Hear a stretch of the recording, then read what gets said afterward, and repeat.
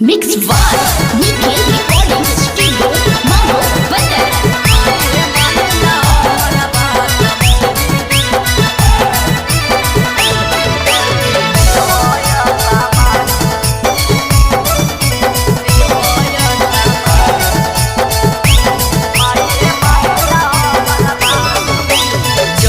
सहारा माई करही ओ पूजा पाठ चढ़ते